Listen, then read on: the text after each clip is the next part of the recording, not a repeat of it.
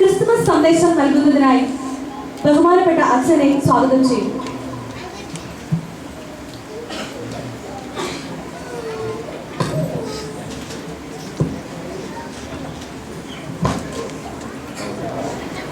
സുദീർഘമായൊരു പ്രസംഗത്തിനുള്ള സമയമല്ല ഇതെന്ന് എനിക്ക് നല്ല ബോധ്യമുണ്ട്. 10 മണിക്ക് നിങ്ങളെല്ലാവരെയും വീട്ടിൽ ഇടാമെന്ന് ഞാൻ വാക്ക് പറഞ്ഞിട്ടുണ്ട്. അതിലെൻ്റെ പ്രസംഗം ചേർത്തതുണ്ടായിരുന്നോ എന്നുള്ളത് ഞാൻ അപ്പം ചിന്തിച്ചില്ല. ഇപ്പം ഞാനത് ചിന്തിക്കുമ്പോൾ ഒന്ന് പിന്നിലേക്ക് തിരിഞ്ഞ് നോക്കുന്നുണ്ട്. എന്നിരുന്നാൽ തന്നെ വളരെ ചുരുക്കം വാക്കുകളിൽ എൻ്റെ ചുമതലകൾ നിർവഹിക്കുന്നതാണ് എൻ്റെയും നിങ്ങളുടെയും ആരോഗ്യത്തിന് നല്ലത് എന്ന് മനസ്സിലാക്കാം. വൈദിക സെമിനാറിലെ പഠനം കഴിഞ്ഞ് പള്ളി നിന്ന് പുറത്തേക്ക് വിട്ടപ്പോൾ എനിക്ക് ആദ്യം കിട്ടിയ പള്ളി എൻ്റെ ഇടവ പള്ളി തന്നെയാണ്. എൻ്റെ ഇടവ പള്ളിയുടെ ഒരു പ്രത്യേകത, എറണാകുളം പ്രദേശത്ത് ഇളംകുളം പള്ളിയിൽ ഒരൊറ്റ മനുഷ്യർ എറണാകുളംകാരായിട്ടില്ല എന്നുള്ളതാണ്. എറണാകുളത്ത് യാക്കോബായ സുറിയാനി ക്രിസ്ത്യാനികളുടെ എണ്ണം ആരംഭിക്കുന്നത് ഏകദേശം തൃപ്പൂണിത്തറ അടുക്കുന്ന ആ സമയം തൊട്ടാണ്. തൃപ്പൂണിത്തറയിൽ നിന്ന് അങ്ങോട്ടാണ് യാക്കോബായക്കാരുള്ളത്. എറണാകുളം ജില്ലയുടെ നാക്ക് മനസ്സിലുള്ളവർക്ക് അറിയാം. ആ പ്രദേശത്തിനപ്പുറവും തിരിച്ച് വടക്കൻ പ്രദേശത്തേക്ക് നീങ്ങുകയാണെങ്കിൽ, പടിഞ്ഞാറ് പ്രദേശത്തേക്ക് നീങ്ങുകയാണെങ്കിൽ ചെറായി, അയ്യമ്പള്ളി മുതലായ പ്രദേശങ്ങളിലാണ് പിന്നീട് സുറിയാനി ക്രിസ്ത്യാനികളുള്ളത്. നേറ്റീവായിട്ട് എറണാകുളത്ത് ജനിച്ചു വളർന്നു എന്ന് പറയുന്ന സുറിയാനി ക്രിസ്ത്യാനികളുടെ എണ്ണം വളരെ ചുരുക്കമാണ്. എറണാകുളം ടൗണിലേക്ക് കുടിയേറി പാർത്ത 50-60 വർഷം പഴക്കമുള്ള ആളുകൾ മാത്രമാണ് എറണാകുളത്ത് ടൗണിലുള്ള ജീവിക്കുന്ന സുറിയാനി ക്രിസ്ത്യാനികളായിട്ടുള്ളത്. എൻ്റെ ഇടവക പള്ളിയുടെ ഒരു പ്രത്യേകത എന്ന് പറഞ്ഞാൽ ഒരു പോളാറിസ് ആണ്. മൊത്തത്തിലും ഒരു ബഹുത, ഒത്തിരി അധികം കൾച്ചറിൽ നിന്ന്, ഒത്തിരി അധികം സംസ്കാരങ്ങളിൽ നിന്ന് വന്നു പാർക്കുന്ന ആളുകൾ. തിരുവനന്തപുരം മുതൽ കാസർഗോഡ് വരെയുള്ള എല്ലാ ജില്ലകളിൽ നിന്നുമുള്ള മനുഷ്യരാണ് അവിടെ ഒരുമിച്ച് പാർക്കുന്നത്. അതുകൊണ്ട് തന്നെ ഇതിനെല്ലാം കൂടി ഒന്ന് കൂട്ടിക്കെട്ടിക്കൊണ്ട് മുന്നോട്ട് കൊണ്ടുപോവുക എന്ന് പറയുന്നത് ഒരു മനുഷ്യായുസിന്റെ പകുതിയെ നഷ്ടപ്പെടുത്തുന്ന ഒരു അത്ഭുതകരമായ വ്യയമാണ്. ഞാനിങ്ങനെ ചിന്തിക്കുകയാണ്, എനിക്ക് ആ പള്ളിയിൽ ഇരുന്ന് 2 കൊല്ലം കഴിഞ്ഞപ്പോഴത്തേക്കും ഷുഗർ പിടിച്ചു. അതുവരെ ബോർഡർ ലൈൻ ഓടിക്കൊണ്ടിരുന്ന ഷുഗർ 2 കൊല്ലം കഴിഞ്ഞപ്പോൾ ഷുഗർ പിടിച്ചു. ഞാൻ ഡോക്ടറെ കാണാനായിട്ട് പോയി. ഡോക്ടറോട് ചോദിച്ചു, എനിക്ക് എങ്ങനെയാണ് ഷുഗർ വരിക? എനിക്കങ്ങനെ ഷുഗർ വരാനുള്ള സാധ്യതകളൊന്നും കാണാനില്ല. പുള്ളികളോട് പറഞ്ഞു, അച്ഛന് നല്ല ടെൻഷനുണ്ട്, അതുകൊണ്ടാണ് ഷുഗർ വന്നത്. ഞാൻ പറഞ്ഞു, പറയത്തക്ക ടെൻഷനൊന്നും അവിടെ ഇല്ല. കാരണം ഞാൻ സഹവികാരിയാണ്, എനിക്ക് മുമ്പൊരു വികാരിയുണ്ട്. ഏത് ഭാരങ്ങളും ആദ്യം കിട്ടുന്നത് വികാരിക്കാണ്. വികാരിയായിട്ടിരിക്കുന്നതും സഹവികാരിയായിട്ടിരിക്കുന്നതും എനിക്ക് ഇപ്പോഴും ആഗ്രഹം സഹവികാരിയായിട്ടിരിക്കുകയാണ്. സഹവികാരിയായിട്ടിരിക്കുന്ന പൊതുയോഗങ്ങൾ കാണാൻ നല്ല രസമാണ്. കാരണം ആളുകൾ ഒന്ന് പറഞ്ഞ് 2 പറഞ്ഞ് നല്ല അച്ഛോ എന്ന് ചോദിക്കുമ്പോൾ വികാരിയെ കിടാതെ അതെ എന്ന് പറയും പെട്ടെന്ന്. അപ്പം നമ്മളിങ്ങനെ പുറകിൽ രോമത്തോടെ ഇരുന്ന പോലെ നമ്മൾ കപ്പേരാരെങ്കിലും നമ്മുടെ കൂടെ ഉണ്ടാവും. നമ്മൾ പറയാം, അവനെ ഇളകിയിട്ടുണ്ടാവും, തുടങ്ങിയിട്ടുണ്ട് കേട്ടോ. ഇതിങ്ങനെ പുറകിലൊന്നും പറയുമ്പോൾ കിട്ടുന്ന ഒരു സ്പിരിറ്റ് നല്ല രസമുള്ള അനുഭവമാണ്. ഇവർ ഫ്രണ്ടിലാണ് അടിക്കുന്നു, വികാരിച്ച് ടെൻഷൻ അടിച്ചിരിക്കുന്നു. അവിടെ ഭയങ്കര തർക്കം. നമ്മളിവിടെ എൻജോയ് ചെയ്യുക. അവൻ ഇറങ്ങിയിട്ടില്ലല്ലോ, അവൻ വന്നില്ലോ, എന്തുകൊണ്ട് എന്നാവും വരാഞ്ഞത്, അവൻ വരേണ്ടതാണല്ലോ എന്ന് പറഞ്ഞ് നമ്മളതിനെ ആസ്വദിക്കും. മാക്സിമം അങ്ങ് എൻജോയ് ചെയ്യുന്ന ഒരു മൊമെന്റാണ് പള്ളി പൊതുയോഗം എന്ന് പറയുന്നത്. കമ്മിറ്റി മോശമല്ല, ഏകദേശം. പക്ഷെ വികാരിയായിട്ട് കയറിയപ്പോഴാണ് സംഭവത്തിന്റെ ഗുഡൻസ് മനസ്സിലായത്. ഇച്ചിരി പ്രശ്നമാണ്, ഇച്ചിരി പ്രശ്നമല്ല, നല്ല പ്രശ്നമാണ്. എൻ്റെ പ്രശ്നം ഇതാണ്, ഒരപ്പനും അമ്മയ്ക്കും ജനിച്ച മക്കൾക്ക് പോലും പരസ്പരം മനസ്സിലാക്കാൻ പറ്റാത്ത കാലഘട്ടത്തിലാണ് നമ്മൾ ജീവിക്കുന്നത്. അപ്പോഴാണ് ഏതോ ദേശത്ത് ആരുടെയൊക്കെയോ അപ്പനും അമ്മയ്ക്കും മക്കളായിട്ട് ജനിച്ചു പോകുന്ന കുറേ എണ്ണം നാടും വീടും വിട്ട് പ്രവാസത്തിലേക്ക് വന്നു എന്ന് പറഞ്ഞാൽ അതിന്റെ പരമമായ അർത്ഥം ജീവിക്കാൻ ഒരു പച്ച വഴി കാണാൻ വേണ്ടി തന്നെ വന്നുള്ളതാണ്. കുടുംബത്തെ അത്യാവശ്യം തൊട്ടുണ്ടെങ്കിൽ ആരെങ്കിലും ഈ പണിക്ക് വരും. എല്ലാവരും അവർ താമസിക്കുന്ന സ്ഥലത്ത് തന്നെ ജീവിക്കും. അപ്പൊ പച്ച പിടിക്കാൻ, ഒരു കളറാകാൻ, ജീവിതമൊന്നും മുന്നോട്ട് കൊണ്ടുപോകാൻ വേണ്ടി പ്രയാസപ്പെട്ട് ഇറങ്ങി വരുന്ന കുറെ മനുഷ്യരാണ് ഈ കോസ്മോപൊളിറ്റൻ ജീവിതത്തിന്റെ മധ്യത്തിൽ ജീവിക്കുന്ന ആളുകൾ എന്ന് പറയുന്നത്. അതുകൊണ്ട് ആദ്യമൊക്കെ അവരോടൊരു വെറുപ്പും വിദ്വേഷമൊക്കെ ഉണ്ടായിരുന്നു. പക്ഷെ ഇവനൊക്കെ നന്നാവാത്ത എന്താ, ഇതൊക്കെ ഇങ്ങനെ പോയത് എങ്ങനെയാ എന്ന് ചിന്തിക്കുന്ന ഒരു മനസ്ഥിതി ഉണ്ടായിരുന്നു. പിന്നീട് മനസ്സിലായി, നമ്മളൊക്കെ ഇങ്ങനെ ആയി പോകുന്നത് നമ്മുടെ ജീവിത സാഹചര്യങ്ങൾ നമ്മൾ അങ്ങനെ ചുറ്റിപ്പെടുത്തി ആക്കി വെച്ചിരിക്കുന്നുണ്ട്. ഞാൻ പറയാൻ ആഗ്രഹിക്കുന്നത് കർത്താവായ യേശുദമ്പുരാന്റെ ജന്മത്തെക്കുറിച്ചാണ്. നിങ്ങൾ ആ പുൽത്തൊടിലേക്ക് ഒന്ന് നോക്കിയാൽ രസകരമായ കുറെ ആളുകളെ കാണാം. ഒന്ന്, നമ്മൾ സാധാരണ ഒരു പ്രയോജനമില്ല എന്ന് വിളിച്ച് ആക്ഷേപിക്കുന്ന ഒരു മൃഗം, എൻ്റെ പേര് കഴുതാണ്. നിങ്ങൾ കഴുതകളെ കണ്ടിട്ടുണ്ടല്ലോ.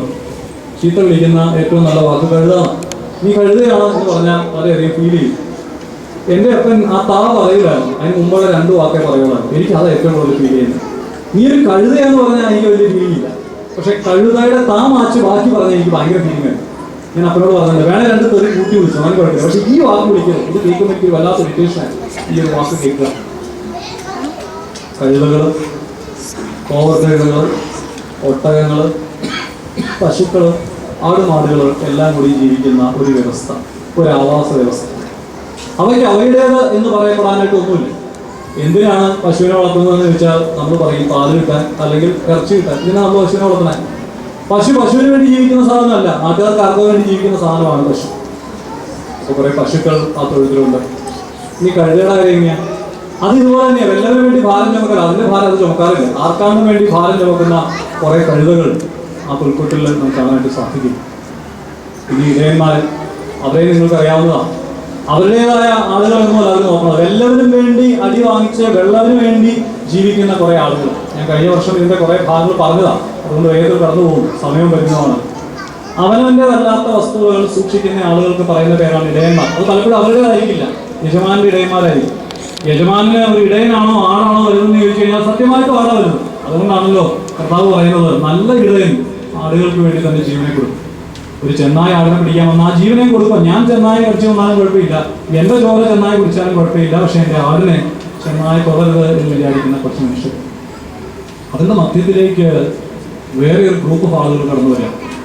അവർ ഭൂഷന്മാരാണ്, രാജാക്കന്മാർ, ബുദ്ധിയുള്ളവർ, നല്ല IT പ്രൊഫഷണൽ ആയിട്ടുള്ളവർ, നല്ല എംടെക് എഞ്ചിനീയറിംഗ് കഴിഞ്ഞവർ എന്നൊക്കെ നമുക്ക് വേണേൽ പറയാം. ഇന്നത്തെ കാലഘട്ടത്തോട് അനുബന്ധിച്ച് നമ്മൾ പറയുമ്പോൾ നല്ല ബുദ്ധിയുള്ള, നല്ല കഴിവുള്ള, നല്ല പ്രൊഫഷണൽ ആയിട്ട് ജീവിക്കുന്ന കുറേ ആളുകൾ ഇവരുടെ മധ്യത്തിലേക്ക് കടന്നു വരും. ഇതൊന്നും പോരാതെ ഇവരൊന്നുമല്ല, ഇതിനൊക്കെ അപ്പുറമായി നിൽക്കുന്ന ഒരു പറ്റം മാലാഖമാർ സ്വർഗത്തിൽ നിന്ന് ഭൂമിയിലേക്ക് ഇറങ്ങി വരും. ഞാൻ പറഞ്ഞു വന്നത്, ഒരിക്കലും ചേരാൻ പാടില്ലാത്ത കുറേയധികം സാധനങ്ങളുടെ ഒരു കൂട്ടായ്മയാണ് കർത്താവിന്റെ കാലിത്തൊഴുത്ത് എന്ന് പറയുന്നത്. കർത്താവായ യേശുക്രിസ്തുവിനെ കാണാൻ വന്നിരിക്കുന്ന ആളുകളും മൃഗങ്ങളും മാലാഖമാരും ഒന്നും ഒരിക്കലും ആ കോമ്പിനേഷൻ ഒരിക്കലും യോജിക്കാത്തൊരു കോമ്പിനേഷനാണ്. പക്ഷെ അവരെല്ലാവരും അതിനുള്ളിലേക്ക് ഒരേ എയിമോടുകൂടി കടന്നു വന്നു എന്നുള്ളതാണ് ആ കാലിത്തൊഴുത്തിന്റെ പ്രത്യേകത.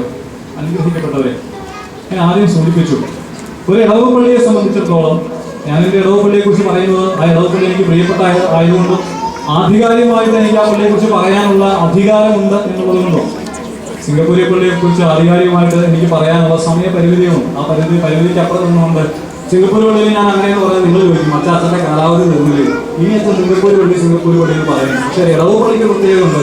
മരണം വരെ, ആ പെട്ടിയിലകത്ത് കുഴിച്ചിടുന്ന സ്ഥലം വരെ, ഞാൻ അവിടെ കിടന്ന് ഉറങ്ങുന്ന സമയം വരെയും ആ പള്ളിയെ കുറിച്ച് എനിക്ക് പറയാം. കാരണം എനിക്കുള്ള കുഴി റെഡിയാക്കിയിട്ടാണ് ഞാൻ പള്ളിയിൽ നിന്ന് തോന്നിക്കുന്നത്. എൻ്റെ കാര്യം മാത്രമല്ല, മൊത്തത്തിൽ ഒരു ഇടവ പള്ളി എന്ന് പറയുമ്പോൾ നമ്മുടെ ഉള്ളിലുള്ള വികാരം കുറച്ചധികം. ഞാൻ പറഞ്ഞു വന്നത്, ഇങ്ങനത്തെ ഒരു കോസ്മോപൊളിറ്റൻ സിറ്റുവേഷന്റെ മധ്യത്തിലാണ് ഇന്ന് ഞാൻ നിങ്ങൾ ജീവിക്കുന്നത്.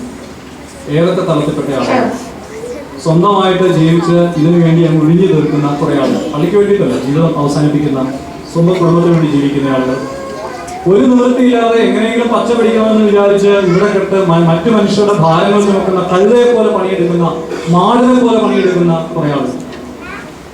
ജീവിതത്തിൽ തമ്പുരാൻ നൽകിയ അനുഗ്രഹങ്ങളും കൃപകളും ഒക്കെ ഇച്ചിരി മുകളിലാണ്, സാധാരണക്കാരിൽ നിന്നും കുറച്ചുകൂടി മുകളിലാണ്. ഒരു 10,000, 35,000 ഒക്കെ മാസം ഡോളർ വാങ്ങുന്ന ആളുകൾ, ശമ്പളമായിട്ട് ഡോളർ വാങ്ങുന്ന ആളുകൾ, അവർക്ക് IT പ്രൊഫഷണൽസ് ആണോ എന്ന് എനിക്ക് അറിയില്ല. ഞാൻ പറഞ്ഞത് മാത്രമല്ല, എനിക്ക് അറിയാവുന്ന 2-3 വലിയ വാർത്തകൾ അതായതുകൊണ്ട് IT പ്രൊഫഷണൽസ് എന്നോ അല്ലെങ്കിൽ എംടെക്കാരനോ അങ്ങനെ ഹൈ ലെവലിൽ ഇരിക്കുന്ന ആളുകൾ. ഇവിടെ എല്ലാവരുടെയും സംസ്കാരങ്ങൾ വ്യത്യാസമാണ്, ഇവിടെ എല്ലാവരുടെയും ജീവിത ക്രമങ്ങൾ വ്യത്യാസമാണ്. 3,000 രൂപ ശമ്പളം വാങ്ങുന്ന ഭാര്യയും 10,000 രൂപ ശമ്പളം വാങ്ങുന്ന ഭർത്താവ്, $10,000 ശമ്പളം വാങ്ങുന്ന ഭാര്യയും 3,000 രൂപ ശമ്പളം വാങ്ങുന്ന ഭർത്താവും ഒക്കെയുള്ള ഈ ഒരു ഡൈവേഴ്സിറ്റീസ്, ഇത് മുഴുവൻ്റെ മധ്യത്തിലാണ് ഞാൻ നിങ്ങൾ ജീവിക്കുന്നത്. ഇവിടെയാണ് ഇന്ന് ക്രിസ്തു പറക്കപ്പെടേണ്ടത്. ക്രിസ്മസ് നൽകുന്ന ഏറ്റവും വലിയ സന്ദേശമാണ് അത് തന്നെ. നീ മുകളിലിരിക്കുന്ന ആളാണെങ്കിൽ ആ തൊഴുത്തിലേക്ക് ഇറങ്ങാൻ മാത്രം നീ ഒന്ന് വിനയപ്പെടണം. അതൊരു ജീവിതത്തെ നീ ഒന്ന് മാറ്റിമറിക്കണം. നീ ഇതുവരെ ഇരിക്കുന്ന അധികാര ശ്രേണികളല്ല, നീ ഇതുവരെ ഇരിക്കുന്ന നികൂഷന്മാരുടെ പദവികളല്ല, അതിന് താഴത്തേക്ക് നീ നിന്റെ ജീവിതത്തെ ഒന്ന് ഇറക്കിക്കൊണ്ട് വരികയാണ് ക്രിസ്മസ് നിന്നോട് ആവശ്യപ്പെടുന്നത്. അപ്പോഴും ഈ കാളകളെ പോലെയും കഴുതകളെ പോലെയും പണിയെടുക്കുന്ന പച്ച മനുഷ്യരോട് കർത്താവ് ആവശ്യപ്പെടുന്നു, നീ എന്നും ആ പുറകിൽ നിൽക്കേണ്ടവനല്ല, നീ മുമ്പിലേക്ക് കടന്നു വരേണ്ടവനാണ്. കാരണം നിന്നെ കാണുകയും കരുതുകയും ചെയ്യുന്ന ഒരു ക്രിസ്തുവാണ്. നമുക്ക് സംഭവിക്കുന്ന അതാണ്, മുകളിൽ നിൽക്കുന്നവരെ മുകളിൽ തന്നെ നിൽക്കും, താഴേക്ക് ഇറങ്ങാൻ അവർ സമ്മതിക്കില്ല. താഴെ നിൽക്കുന്നവർ താഴെ നിന്നവരും ജന്മോടെങ്കിൽ ഒരു മുകളിലേക്ക് കയറി വരില്ല. അടുപ്പിച്ചെന്താ പള്ളിയിൽ വരാത്തന്നെ ചോദിച്ചാൽ പറയും, ഓ അച്ഛാ അവിടെയൊക്കെ വന്നു കഴിഞ്ഞാൽ ഞാൻ ഇവിടെ ചില ആളുകളോട് നമ്മുടെ പള്ളിക്ക് പുറത്തുള്ള ചില ആളുകളോട് ചോദിക്കും, എന്താ പള്ളിയിൽ പോകാത്തെ? ഇംഗ്ലീഷ് സർവീസ് അച്ഛാ മനസ്സിലാവില്ല. അപ്പൊ ഞാൻ അവരോട് പറയും, ഞാനും അതുകൊണ്ടാണ് പള്ളിയിൽ പോകാത്തെ, കാരണം എനിക്കത് മനസ്സിലാവില്ല. ഇംഗ്ലീഷ് മാത്രം മനസ്സിലാകുന്ന ആളുകളുടെ മധ്യത്തിലേക്ക് ഈ പാവപ്പെട്ട മനുഷ്യൻ ചെന്ന് കയറി കഴിഞ്ഞാൽ എന്തെങ്കിലും പ്രയോജനമുണ്ട്? എന്നോട് കഴിഞ്ഞ ദിവസം ചില അച്ഛന്മാർ പറഞ്ഞു, നിങ്ങളുടെ പള്ളിയിൽ അങ്ങനെ ഒരു കൃപയുണ്ട്, ഇവിടെ മലയാളത്തിലാണോ മുഴുവൻ ചെല്ലും. ഞാൻ പറഞ്ഞു, ഞാൻ അങ്ങനെയല്ല അച്ഛാ, ഞങ്ങളുടെ പള്ളിക്കാർ പറയുന്നത് അതൊന്നും മാത്രമെന്നാണ്. അച്ഛൻ കുറച്ച് ഇംഗ്ലീഷൊക്കെ പറഞ്ഞ് 4 വാക്കുകളൊക്കെ പറഞ്ഞ് പ്രസംഗിക്കാനൊക്കെ നിൽക്കുമ്പോൾ അയ്യേ always talk like this to stay that എന്ന് പറയുമ്പോൾ കേട്ടിരിക്കുന്നവർക്ക് കൊള്ളാട്ടോ, അവർ അച്ഛൻ ഈസ് ഓൾസോ സ്പീക്കിംഗ് ഇംഗ്ലീഷ് എന്ന് പറയുമ്പോൾ നമുക്കൊരു വെയിറ്റ് കിട്ടും. എന്നാൽ ചില ആളുകൾ അതോടെ പള്ളിയിലേക്ക് വരുമ്പോൾ എന്നാൽ ഒരു എക്സ്ക്യൂസ് ആണെന്ന് ചോദിച്ചാൽ ഒരു എക്സ്ക്യൂസ് ഒന്നുമല്ല. ദൈവം നിങ്ങളെ വിളിച്ചിരിക്കുന്നത് അവന്റെ മുഖം കാണാൻ. ഈ ജീവിതത്തിന്റെ സാഹചര്യം, ഈ ദൈവാലയത്തിന്റെ സാഹചര്യം ഏതുമാണ്, നിങ്ങൾ ഏത് എക്സ്ട്രീമിൽ നിൽക്കുന്നവരുമായിക്കോട്ടെ, കർത്താവ് നമ്മളെ കുറിച്ച് ആവശ്യപ്പെടുന്നത് U should be very clear that നമ്മൾ ഇരിക്കുന്ന സാഹചര്യം, നമ്മൾ നിൽക്കുന്ന സാഹചര്യം, നമ്മുടെ പള്ളിയുടെ സാഹചര്യം എല്ലാം ദൈവം നമുക്ക് ഒരു ഈക്വൽ സ്റ്റാറ്റസിലേക്കാണ് തമ്മിലാൻ തന്നിരിക്കുന്നത്. ഒട്ടും ഹൈയോ അല്ല, ഒട്ടും ലോവോ അല്ല, ഇറ്റ്സ് എ ഈക്വൽ സ്റ്റാറ്റസ്. ഞാൻ പലപ്പോഴും ആളുകൾ പാടുമ്പോഴും പ്രസംഗിക്കുമ്പോഴൊക്കെ ശ്രദ്ധിക്കാറുണ്ട്. പല ശ്രേണിയിലോ പല മാധ്യമത്തിൽ നിന്നുകൊണ്ടാണ് സംസാരിക്കുന്നത്. ചില ആളുകൾ പറയും, ആ സാറ് പറഞ്ഞതൊന്നും എനിക്ക് മനസ്സിലായില്ല. ചില ആളുകൾ പറയും, അദ്ദേഹം പറഞ്ഞത് അവർക്ക് മനസ്സിലാകാത്തത് ഞങ്ങളുടെ സ്റ്റാൻഡേർഡിലേക്ക് അവർ എത്താത്തതുകൊണ്ടാണ്. ആയിരിക്കാം, അല്ലെങ്കിൽ അല്ലായിരിക്കാം. പക്ഷെ നമ്മൾ ചിന്തിക്കുന്ന ഒരു കാര്യമുണ്ട്, ദൈവം നമ്മളെ ദൈവാലയത്തിലേക്ക് വിളിച്ചിരിക്കുന്നത്, ക്രിസ്തുമസിന്റെ അനുഭവത്തിലേക്ക് വിളിച്ചിരിക്കുന്നത്, നീ ഏത് തലത്തിൽ നിൽക്കുന്നവനായിക്കോട്ടെ, നീ ഒന്ന് സമരസപ്പെടേണ്ടിയിരിക്കുന്നു. അന്ന് ഞാൻ ആദ്യം പറഞ്ഞത്, നീ മുകളിൽ നിൽക്കുന്നവനാണെങ്കിൽ നീ താഴേക്ക് വരേണ്ടിയിരിക്കുന്നു, നീ താഴെ നിൽക്കുന്നവനാണെങ്കിൽ മുകളിലേക്ക് വരേണ്ടിയിരിക്കുന്നു. 2 കോംപ്ലക്സുകൾ ഒരുമിച്ച് വർക്ക് ചെയ്യുന്നതിന്റെ മധ്യത്തിൽ ക്രിസ്തു പറക്കപ്പെടുകയും. എന്തുകൊണ്ടാണ് എനിക്ക് നിങ്ങളും ക്രിസ്തു പറക്കാതെ പോകുന്നത്? ഇന്നിപ്പോൾ ഇത്രയും ശുശ്രൂഷ നടത്തിയിട്ടും ഒരു ക്രിസ്മസിന്റെ ഫീല് വരുന്നില്ല. നിങ്ങൾക്കത് വന്നോന്ന് എനിക്ക് അറിയില്ല. ഞാനിപ്പോൾ ജോമോനോട് പറഞ്ഞ അതായിരുന്നു, ജോമോനെ ഒരു ക്രിസ്മസ് ആണെന്ന് തോന്നുന്നില്ല. എൻ്റെ സ്റ്റാറൊക്കെ ഇട്ടിട്ടുണ്ട്. ഒരു 4 മണിക്ക് തുടങ്ങിയ പാട്ട് കത്തേരിയാണ്. ഇതുവരെ പാടി, അറിയാവുന്ന ട്യൂണൊക്കെ പാടി, അറിയാത്ത ട്യൂണും പാടി, പിന്നെ സ്വന്തം താളം പാടി, എല്ലാം പാടി. ഇതെല്ലാം കഴിഞ്ഞ് ഇവിടെ നല്ല അസലായിട്ട് ചപ്പാത്തിയല്ലേ, ചപ്പാത്തി ചിക്കൻ കറി കഴിച്ച് പാക്ക് ചെയ്ത് കൊണ്ടാണല്ലോ, പാക്ക് ചെയ്ത് കൊണ്ടുപോയി. നേർച്ച ആയതുകൊണ്ട് ഇന്ന് പള്ളി വരാത്ത കിടന്നുറങ്ങുന്ന ചില മഹാന്മാരുണ്ടാവും. അവർക്ക് കൂടിയുള്ളത് നമ്മൾ ശരിയെല്ലാം കൊണ്ടുപോകും വീട്ടിൽ. ഏതായാലും പോകുന്ന വഴി പോകട്ടെ, പള്ളിക്ക് മോശമായിരുന്നോട്ടെ എന്ന് വെച്ച് കടന്നു പോകുമ്പോഴും ഒരു ക്രിസ്മസിന്റെ ഫീല് നമുക്കില്ല. എന്തുകൊണ്ടാണ് ക്രിസ്മസിന്റെ ഫീല് നമുക്ക് വരാത്തത്? നമ്മൾ എക്സ്ട്രീമുകളിലാണ് നിൽക്കുന്നത്. നമ്മളെ എക്സ്ട്രീമുകളിൽ നിന്നൊന്നും താഴേക്ക് ഇറങ്ങി വരണം. ഞാൻ നിങ്ങളോട് ചേർന്നിരിക്കാൻ പറഞ്ഞപ്പോൾ ഞാൻ പറഞ്ഞു, നിങ്ങളൊന്ന് വേർക്കട്ടെ എന്ന് പറഞ്ഞു. ഈ വേർപ്പിനൊക്കെ മണമുണ്ട്. അതിൻ്റെയൊക്കെ കഥ എന്നെ ഇപ്പോഴും അത്ഭുതപ്പെടുന്ന ഒരു ചിന്തയാണ്. വേർപ്പിന്റെ മണം ഞാൻ പല പ്രാവശ്യം പറഞ്ഞത്, ഞാൻ ആവർത്തിച്ച് പിന്നെയും പറയുന്നു. നിങ്ങൾക്ക് നിങ്ങളുടെ അപ്പൻ്റെ അമ്മയുടെ വേർപ്പിന്റെ മണം അറിയാവോ? ഇല്ല. നിങ്ങൾക്ക് നിങ്ങളുടെ ജീവിത പങ്കാളിയുടെ വേർപ്പിന്റെ മണം എന്താണെന്ന് അറിയാവോ? ഇല്ല. കാരണം ഏതാ ഏറ്റവും പേര്? പറഞ്ഞേ, CK. ഞാൻ അതിൽ ഞാൻ ന്യൂറോ എന്ന് പറഞ്ഞ സാധനം കണ്ടുപിടിച്ചിട്ടുണ്ടോ?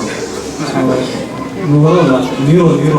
നമ്മുടെ മുസ്തഫയുടെ അച്ചടികളിലാണ് $25 നമ്മുടെ സാധനം. അടുത്ത് ജോമോൻ എന്നെ കുറെ ഹടാതെ ആകർഷിപ്പിച്ച ഒരു സ്നേഹമായിരുന്നു. ഞാൻ കാണാറുണ്ട്. സാക്രിഫൈസ്. ജോമോൻ എന്നും ആ സ്നേഹിച്ചിട്ടാണ്. എന്ത് മണം അറിയാം ജോമോന്. നല്ല സൂപ്പർ മണം. കഴിഞ്ഞ ദിവസം മലേഷ്യ പോയപ്പോൾ ഞാനൊരു സ്നേഹമാണ് ചോദിക്കാൻ.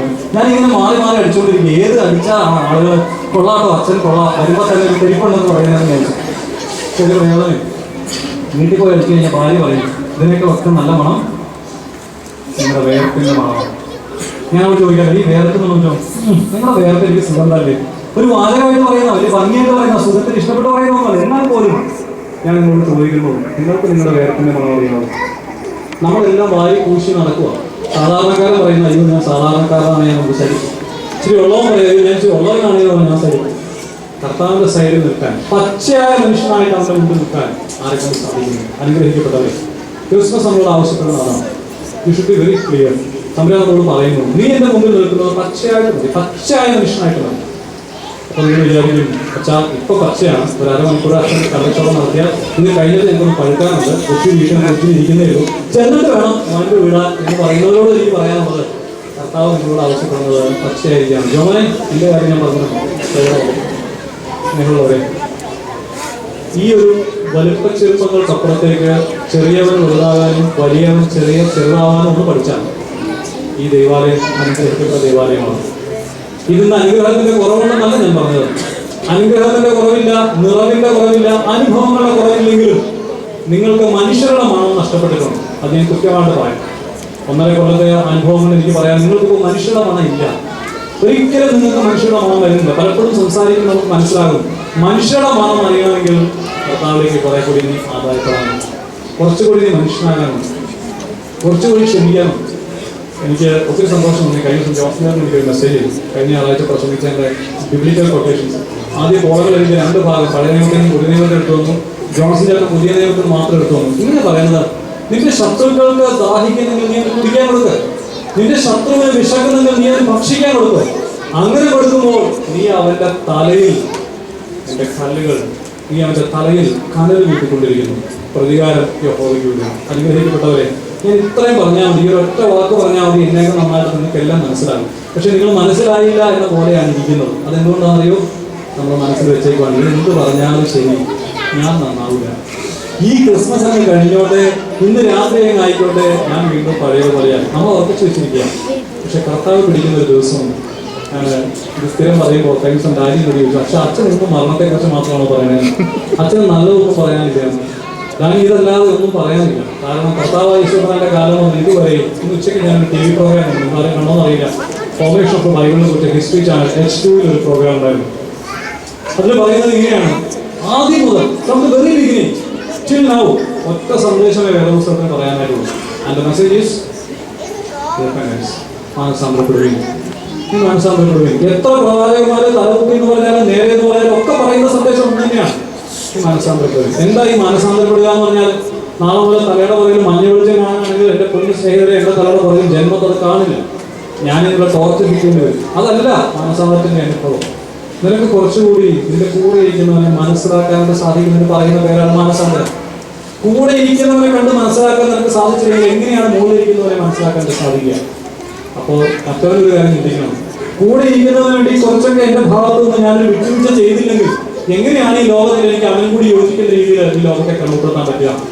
പൈതൽ പറയുകയാണ്, ഞങ്ങൾ ബാലചൗക്കർ മാത്രമേ നടക്കുള്ളൂ, ഞങ്ങൾക്ക് ബാലചൗക്കാരെ പറ്റുള്ളൂ, ഞങ്ങൾക്ക് ആരും ഭാരമാകില്ല എന്ന് പൈതൽ പറഞ്ഞിരുന്നെങ്കിൽ കർത്താവിന്റെ തോട്ടത്തിൽ നിന്ന് പണ്ടേ അവർ പോയേനെ. നാട്ടുകാരന്മാർ പറയാണ്, ഞങ്ങൾ സ്വന്തം ആളുകളെ നോക്കുള്ളൂ, വെള്ളേന്റെ ആളുകളെ നോക്കാൻ ഞങ്ങളെ കൊണ്ട് പറ്റില്ല എന്ന് പറയാനെങ്കിൽ അവർ പണ്ടേ ഇറങ്ങി പോയേനെ. മുഹൂർച്ചന്മാരെ നോക്കിയപ്പോൾ കണ്ടു, ഇതാ ഒരു കാലിത്തൊഴുത്തിലാണ് ഈ മനുഷ്യൻ പറഞ്ഞിരിക്കുന്നത്, ഇവനാണ് ദൈവം. ഈ കാലിത്തൊഴുത്തിൽ പറഞ്ഞവന് എങ്ങനെ ദൈവം എന്ന് അറിയും? ഞങ്ങളുടെ സോഷ്യൽ സ്റ്റാറ്റസ് അല്ല, ഒരു രാജാവിന്റെ സ്റ്റാറ്റസ് അല്ല ഇവൻ ജനിച്ചിരിക്കുന്നത് എന്ന് പറഞ്ഞാൽ അവർക്ക് കർത്താവിനെ കണ്ടെത്താനായിട്ട് സാധിക്കാതെ പോകുമായിരുന്നു. എന്റെ പ്രസംഗം അതിന്റെ പ്രസംഗമായെന്ന് നിങ്ങൾ പറഞ്ഞില്ലെങ്കിലും കുഞ്ഞുങ്ങൾ ആർത്ത് വിളിക്കുന്നു, എനിക്ക് മനസ്സിലാകുന്നു. സ്നേഹം പറയും, അവരെ നമ്മളെ ആവശ്യപ്പെടുന്നത്, അവരെ നമ്മളോട് ചോദിക്കുന്നത്, ഇന്നെങ്കിലും നിനക്കൊരു മനുഷ്യന്റെ അവസ്ഥയിലേക്ക് മാറ്റപ്പെട്ടുകൂടെ? ആ കാലിത്തൊഴിലേക്ക് ഒന്ന് ഇറങ്ങിച്ചെല്ലാൻ മാത്രമുള്ള മനസ്ഥിതി, അല്ലെങ്കിൽ അത്രത്തേക്കുള്ള നിന്റെ ഇൻഫീരിയോറിറ്റി കോംപ്ലക്സിനെ മാറ്റിവെച്ച് ഐ എം ഓൾസോ സുപ്പീരിയർ എന്ന് തോന്നിക്കുന്ന ഒരു ചിന്താഗതിയിലേക്ക് നിന്റെ ജീവിതത്തെ ക്രമപ്പെടുത്താൻ നമുക്ക് സാധിക്കുന്നില്ലേ? തമ്പുരാന്റെ ചോദ്യങ്ങൾക്ക് ഞാനെല്ലാം മറുപടി പറയേണ്ടത് നിങ്ങൾ ഓരോരുത്തരുമാണ്. നിങ്ങളുടെ ജീവിതങ്ങൾ കൊണ്ട് അതിന് മറുപടി നൽകുവാൻ ദൈവത്തിന്റെ പരിശുദ്ധാത്മാവ് ശക്തീകരിക്കട്ടെ എന്ന് ആശംസിച്ചുകൊണ്ട് പ്രാർത്ഥിച്ചുകൊണ്ട് ആ ഭാഗം അവസാനിപ്പിക്കുന്നു. ഒരു സത്യവാക്കുകൂടി, ഈ 4 കുഞ്ഞുങ്ങൾ പാട്ട് പാടിയത് നിങ്ങൾ കണ്ടുകാണ്. അതൊന്നും പഠിച്ചിട്ടല്ല പാടിയത്. ഈ പെൺകുറെ ഇവിടെ കൊണ്ട് കയ്യും കാലത്ത് അടിക്കുന്നത് ഞാൻ പറഞ്ഞു. നിങ്ങൾ അടങ്ങ് 4 സ്വരത്തിലാണ് പാടിയത്, ഒന്നിലൊന്നുമല്ല. 4 പേര് പാടി 8 സമയം കേൾക്കുവാനായിരുന്നു. പക്ഷെ എന്നാലും നിങ്ങൾ കണ്ടോ, അത് ഒരാൾ മറ്റേ പറയാം, അവർക്ക് ഈ ലോകത്തൊന്നുമല്ല, അവരുടെ ലോകത്താണ്. മറ്റേ പറയാം തുടങ്ങല്ലേ, ഒരാളുടെ മൈക്ക് വെച്ചിട്ട് പറയാൻ മാത്രം മൈക്ക് നീക്കണം. അവരവരുടെ പരസ്പരം അവർക്ക് ബുദ്ധിയില്ലാത്തതുകൊണ്ടാണ്, നിങ്ങൾ ബുദ്ധി പഠിപ്പിക്കാത്തതുകൊണ്ടാണ്. ഈ കുഞ്ഞുങ്ങൾക്ക് ഇപ്പോൾ ബുദ്ധിയായിട്ടില്ല. ഈ ബുദ്ധി ലോകത്തിന്റെ ബുദ്ധി അവർ പഠിച്ചു വരുന്നത്. പഠിച്ചു വന്നാലും മാറിക്കോളും. മൈക്ക് എങ്ങനെ ഓഫ് ചെയ്യണമെന്നും, മറ്റവർ പിച്ച് കൂട്ടുമ്പോൾ എന്താ പിച്ച് എങ്ങനെ പറയണമെന്നും, മറ്റവൻ സൗണ്ട് കൂട്ടുമ്പോൾ ഇടയ്ക്ക് എങ്ങനെ തോന്നുന്നു അവർ പഠിച്ചോളും. പക്ഷെ ഇപ്പൊ അവർ പഠിച്ചിട്ടില്ല. അത് അഡ്ജസ്റ്റ് ചെയ്തു, സമരസപ്പെട്ടു. അവർ പറഞ്ഞു നീ ഒന്ന് പറയേ, നീ ഒന്ന് പറയേ. മറ്റവൾ പാടിയ ഒന്ന് തോണ്ടി വരും, ആരും കണ്ടില്ല, ഇടയ്ക്കൊന്ന് തോണ്ടി. ഇതാണ് ദൈവം നമ്മളെ കുറിച്ച് ആഗ്രഹിക്കുന്നത്. ഇതാണ് ദൈവം നമ്മളെ കുറിച്ച് ഈ ക്രിസ്മസിൽ ആഗ്രഹിക്കുന്നത്. ഇതിനാണ് ദൈവം നിങ്ങളെ വിളിച്ചിരിക്കുന്നത്. അതായത് നിങ്ങളെല്ലാവരും ശ്രേയാഘോഷങ്ങളെ പോലെ മനോഹരമായി പാട്ടുപാടി അവസാനിപ്പിക്കണമെന്നല്ല ഞാൻ പറയുന്നത്. നിങ്ങൾ 4 സൗണ്ട് പാട്, 5 or 6 സൗണ്ട് വരട്ടെ, 4 പേര് പാടി 8 സൗണ്ട് വരട്ടെ. പക്ഷെ അത് പരസ്പരം ഒന്ന് സമരസപ്പെട്ട് പാടിപ്പാൻ നിങ്ങൾക്ക് സാധിക്കുന്നുവെങ്കിൽ ദൈവം നിങ്ങളുടെ ക്രിസ്മസുകളെ ഫലവത്താക്കും. ദൈവത്തിന്റെ പരിശുദ്ധാത്മാവ് ശക്തീകരിക്കട്ടെ. ഒരിക്കൽ കൂടി എല്ലാവർക്കും ഇടവകയുടെ 10 സംഘടനകൾ, ഭക്തമറിയ വനിതാ സമാജം, യുദ്ധസൗകര്യം, സൺഡേ സ്കൂൾ മുതൽ എല്ലാ സംഘടനകളുടെയും വ്യക്തിപരമായി ബലഹീനതയുടെ പേരിൽ എൻ്റെ പേരിലുള്ളതായ എല്ലാ ക്രിസ്മസ് ആശംസകളും നിങ്ങളെ അറിയിക്കുന്നു. ന്യൂ ഇയർ ആശംസകളും അറിയിക്കുന്നു. കാരണം 27-ാം തീയതിയും 31-ാം തീയതി രാത്രിയും കുർബാനയ്ക്ക് വരാത്ത ഒത്തിരി സഹോദരങ്ങൾ ഇപ്പോൾ എൻ്റെ മുമ്പിലുണ്ട്. അവർ വരില്ല എന്നുള്ള കാര്യം അവരെയൊക്കെ നന്നായിട്ട് എനിക്കറിയാം. അതുകൊണ്ട് നിങ്ങൾക്ക് അഡ്വാൻസ് ആയിട്ട് ഈ 2 ആശംസകൾ കൂടി ഞാൻ വരുന്നു. അന്ന് കാണുകയാണെങ്കിൽ നേരിട്ടൊരിക്കൽ കൂടി നിങ്ങൾക്ക് ആശംസ അറിയിക്കാൻ ദൈവം നമ്മൾ കൂടിയോ എന്ന് അനുഗ്രഹിക്കുന്നു. ഈ സന്ദേശത്തിന് അച്ഛനും നന്ദി. ഈ ക്രിസ്മസ് വേളയിൽ അച്ഛൻ നൽകിയ സന്ദേശം നമ്മുടെ ഓരോരുത്തരുടെയും ജീവിതത്തിൽ ഉൾക്കൊണ്ട് പ്രവർത്തിക്കുവാൻ സാധിക്കട്ടെ എന്ന് നമുക്ക് ആത്മാർത്ഥമായി പ്രാർത്ഥിക്കാം.